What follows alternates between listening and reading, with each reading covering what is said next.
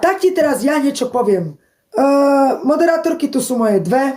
Tak, čo sa týka mňa, ja som hráč.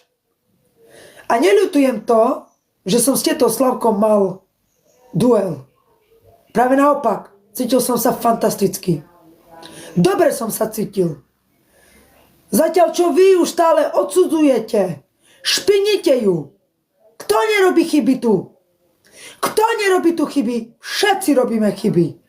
Všetci. Ale viete, aký je rozdiel medzi Slavkou a tebou, Lenka? Ja ti poviem, aký rozdiel. Ona nemá malé deti doma, jak ty máš malého chlapca doma.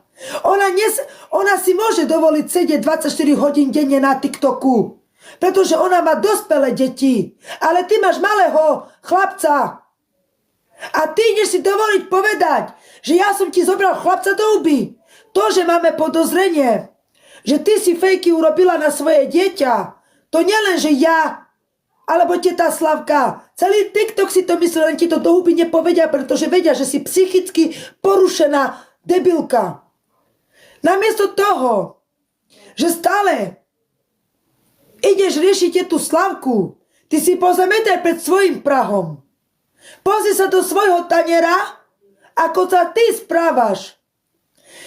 Ty si sa liečila na psychiatrii. Bola si na protialkoholickú.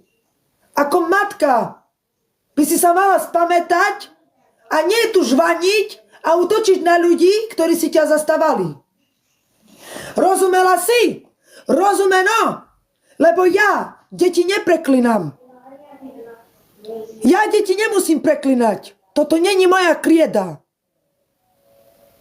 A to, že so tetou Slavkou mám všetko vyriešené a že som jej dal tú šancu, teba je piča do toho, s kým sa ja bavím. Ty sa nebudeš nado mnou povyšovať alebo nad tetou Slavkou, lebo si také isté hovno, jak ja, jak teta Slavka, tak všetci, čo sme tu streamery. Rozumela si? Nepí, keď nevieš piť, lebo pak potom nevieš, čo vypúšťala z papule. A vy, čo ste tam na okienko, ste takí istí, jak ona. Jaj, ideme na dom. Poďte mne pod kokot. Takže, Lenka, ešte raz ti to zopakujem. Lebo ty si mňa odvinila, že ja som ti zobral chlapca do huby. To není pravda. To, že som povedal, že si robíš na chlapca svojho fejky, to celý TikTok o tom šepka si. To len ty si taká sprostá, že si to neuvedomuješ. Asi tak. A neobúvaj papuľu do repových papuč, keď na to nemáš. Lebo ja a teta Slavka... Elišku dať preč, dobre? Ďakujem, srdečka. Ja a teta Slavka ťa nepotrebujeme k svojmu životu a riešiť ťa ako ty tetu Slavku. Ani to neumieš, papuľu. Ľudia, ja vám to poviem. Diglenka Baranová. Ani neumieš, papuľu, ani nenaváriš poriadne, ani nepovysávaš dom, len sa ucapíš na posteľ, čo iné od rána do večera stará slava. Stará slava. Ty si ňou posadnutá. Nezalúbila si sa náhodou do slavy. Kedy ty naposledy si zigala so svojím chlapom poriadne? Kedy? Zigáš ho aspoň? Nič iné, iba stará slava. Sadni si dole. Sadni si dole. Nenávažaj sa do mňa, lebo pri mne skončíš jak žiadosť na byt.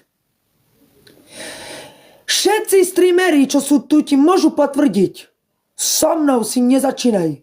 Lebo nie ty mňa zničíš, ale ja teba. A to, že mám tetu Slavku rád? Áno, mám ju rád. A hodne ju mám rád. Záleží mi na tej starej pani.